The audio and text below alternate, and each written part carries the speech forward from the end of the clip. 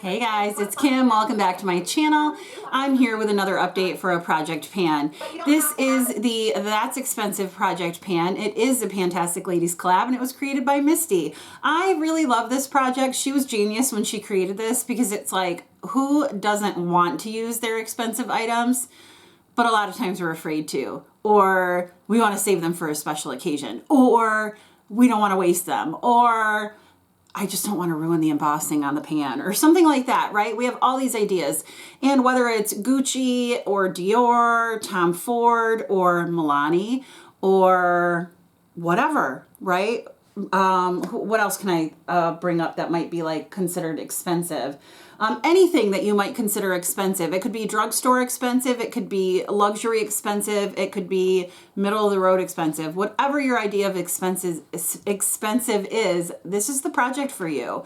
So Misty left it pretty open that you could do it like rolling style. Actually, I think she wanted us to do 8 to 10 items that are like rolling. So once you finish a goal on something, then you can bring something else in. But I'm using the last couple of months to just wind down this project and then be able to work on my other projects hardcore. So let me let you know, although this one probably will be sticking around till the end of the year, I'll get into that. If you'd like to see how I did this last month, I will stop my rambling and you can stay tuned.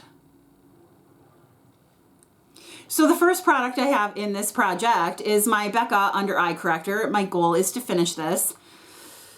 I don't think I'm going to do that. My goal is to finish this. I'm hoping though by the end of the year, I can like bring down these side legs to be even with the bottom. I just don't think I'm gonna finish this. It's very emollient. You only need a tiny, tiny little bit.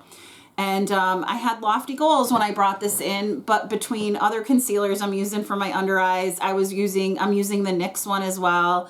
The Flower Beauty ones rolled into a project. These under eye correctors, it's going to take me forever. So this is the one thing I don't think I'm going to finish by the end of the project. But if that's the only holdout that I have, then I'm okay with that. Next up is the Buxom Blush in the shade Seychelles. This is such a beautiful blush. It is one of my favorite in my collection. My goal is to use this 24 times. I've used it 12. Here is a swatch of it. This is such a lovely shade. I mean, really? Like, look at that. It is gorgeous. So this will be staying in because I still have to get 12 more uses on it, and I'm not mad at that. I'm like really actually excited about that. So that's staying in. The next product that I had in was this Tarte highlighter in Exposed. It is utterly gorgeous. My goal was to use this 24 times, and you can actually tell it has a little bit of a dip. Look at that. You can actually tell I've used it. I used it in my brow bone. I used it as a regular highlighter. This is like one of my favorite highlighters now in my collection. And there it is right there. It is just so lovely. There's just something about it. And if I hadn't put it in this project, I never would have known how special it is. And now it's considered like one of my favorites in my collection. And I have a lot of highlighter. So my goal was to use it 24 times and I did. So unfortunately it's rolling out, but at least I hit another goal in this project, which makes me really happy. And then I have my Born This Way foundation. I was able to make another mark this month, and I mean I haven't used a lot of this foundation at all, and it's like one of my oldest in my collection, which means it's probably older than 2 years right now, but it doesn't smell, it's not separating. I don't know how that's happening. But anyway, this is going to still stay in. My goal is to use it 24 times. I've used it 19, so I'm going to hit my goal this year, but it's still sticking around. It'll probably be in my collection until it goes bad. Next up is the Rare Beauty Concealer. I was also able to make another mark, very little mark, but I was able to make another one. My goal was to use this 24 times and I've used it 19. I've been very fickle with my thoughts about this product. I use it under my eyes only. It's very brightening. And I was like, gee, I don't know if I like it. Gee, I don't know if I like it.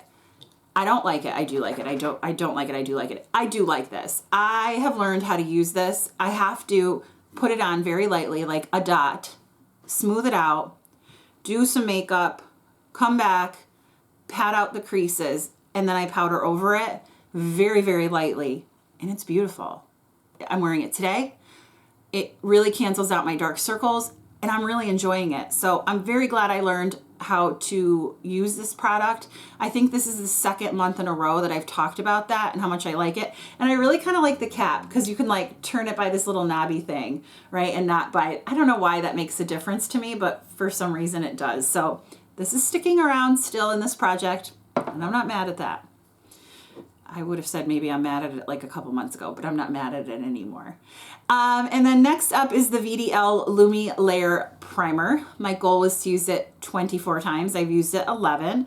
I'm not worried. I will finish my goal in this project, and I have been able to make another mark. It is down to that third line, and I'm happy about that. I mean, I was really excited to get this primer, and I thought, oh, it's going to make my skin glow and blah, blah, blah. It really doesn't do anything. I think the problem is I have redness in my skin, like a lot. So it's going to take a lot for something to make my skin glow. And if I want to cover up my redness, then the glowy primer isn't going to show through. So I wouldn't purchase another primer like this. I think I would just stick with either really like I like the Charlotte Tilbury one. I really have enjoyed the Milani one because it is a lot thicker and it's not like a primer. It's more of like a foundation, I guess I should say. So anyway, I would purchase more products like that. I really would like to try the Auric one.